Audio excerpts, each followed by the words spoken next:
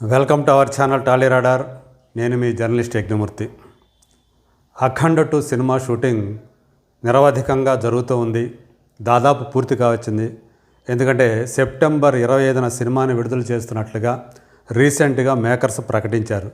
So ఆ release డేట్ని meet అవటం కోసం షూటింగ్ని వేగవంతం చేశారు. నందమూరి బాలకృష్ణ టైటిల్ రోల్ పోషిస్తున్నటువంటి ఈ సినిమా ఈ 2025లో మోస్ట్ యాంటిసిపేటెడ్ ఫిలిమ్స్లో ఒకటి అని చెప్పేసి నేను ప్రత్యేకంగా చెప్పాల్సిన పని లేదు. బాలకృష్ణ, బోయపాటి శ్రీను కాంబినేషన్కు ఉన్నటువంటి క్రేజ్ వల్లే ఈ సినిమాకి విపరీతమైనటువంటి క్రేజ్, హైపు రెండూ ఉన్నాయి. ఇప్పటి వరకు కూడా బాలయ్య కెరీర్లో అలాగే బోయపాటి కెరీర్లో అత్యంత భారీ బడ్జెట్తో ఈ సినిమా తయారవుతున్నట్లుగా తెలుస్తూ ఉంది. 14 రీల్స్ ప్లస్ బ్యానర్ మీద గోపీచంద్ ఆచంట, రామ్ ఆచంట ఈ సినిమాని ప్రొడ్యూస్ చేస్తున్నారు. అలాగే కో ప్రొడ్యూసర్గా, సమర్పకురాలుగా బాలయ్య కుమార్తె తేజస్విని వ్యవహరిస్తుంది. ఈ సినిమాతోటి ఆమె నిర్మాణ రంగంలోకి మొట్టమొదటిసారిగా అధికారికంగా అడుగు పెడుతూ ఉంది.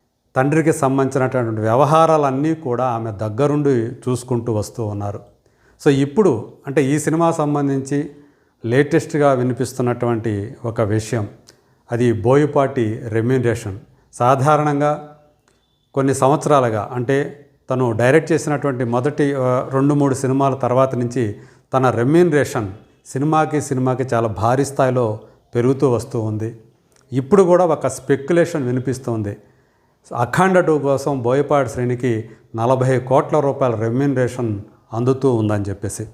అది అధికారికంగా ధృవీకరించే వాళ్ళు ఎవరూ లేరు, కానీ బట్ మీడియాలో మాత్రం ప్రస్తుతం, మీడియాలోనే కాకుండా సోషల్ మీడియాలో కూడా ప్రస్తుతం బాగా నలుగుతున్నటువంటి విషయం ఇది.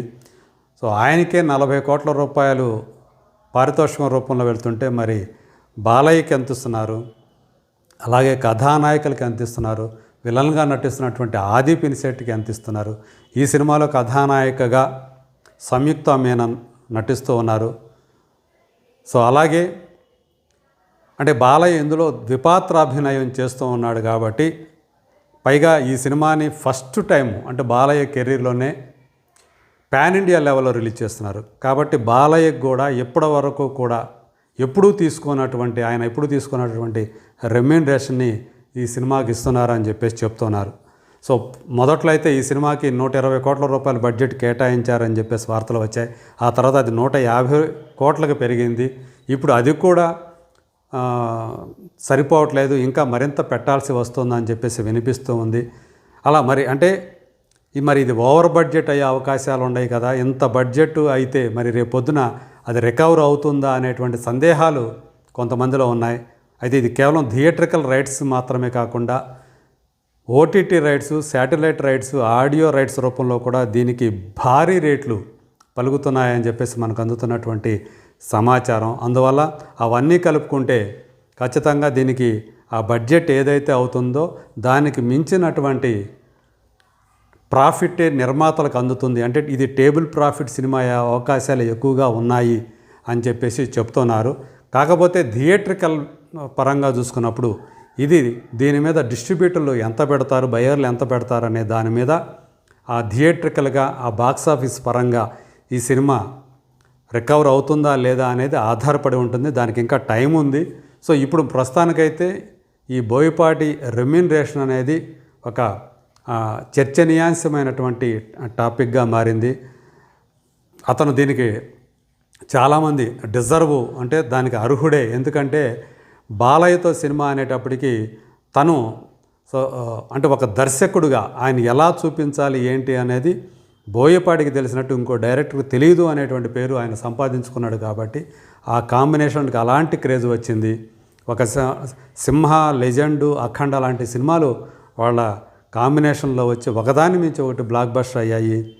సింహతోటి ఫ్లాపుల్లో ఉన్నటువంటి బాలయ్య ఆ సినిమాతోటి మళ్ళీ సక్సెస్ బాటలోకి వచ్చారు. లెజెండ్ తోటి కొన్ని రికార్డులు సృష్టించారు. ప్రొద్దుటూరులో ఒక థియేటర్లో అత్యధిక రోజులు ఆడినటువంటి సినిమాగా సింగిల్ థియేటర్ రికార్డు ఆ సినిమా పేరుతోనే ఉంది. దాని తర్వాత ఏ సినిమా కూడా ఇంతవరకు దాన్ని బ్రేక్ చేయలేదు ఆ రికార్డుని. అలాగే ఇక అఖండ, సో జనాల్ని పాండమిక్ టైంలో సో ఎవరు కూడా థియేటర్కి రావడానికి భయపడుతున్న టైంలో ఈ సినిమాని థియేటర్లో రిలీజ్ చేసి జనాల్ని రప్పించినటువంటి ఘనత చేజిక్కించుకున్నటువంటి చరిత్ర అఖండది. సో అలాంటి సినిమాల సృష్టికర్త అయినటువంటి బోయపాటి ఇప్పుడు అఖండ 2ని మరింత భావోద్వేగపూరితంగా, మరింత యాక్షన్ భరితంగా, సెంటిమెంట్ భరితంగా, సో ఇవన్నీ కూడా రంగరించి మన ముందుకు తీసుకొస్తున్నారు. సో జనని కరెక్ట్ ఆ సినిమా మొదటి భాగంలో చిన్న పాపగా కనిపించినటువంటి జనని ఈ సినిమాలో యుక్త వయసుకు వచ్చినటువంటి అమ్మాయిగా కనిపించనుంది. ఆ అమ్మాయి కోసం రెండోసారి మళ్ళీ అఖండ వస్తాడని చెప్పేసి మనకి తెలుస్తూ ఉంది. సో చూద్దాం. సో మరి ఇంత భారీ బడ్జెట్ తోటి తయారవుతున్నటువంటి అఖండ 2 రాబోయే రోజుల్లో ఎలాంటి చరిత్ర సృష్టిస్తుందో let us wait and see.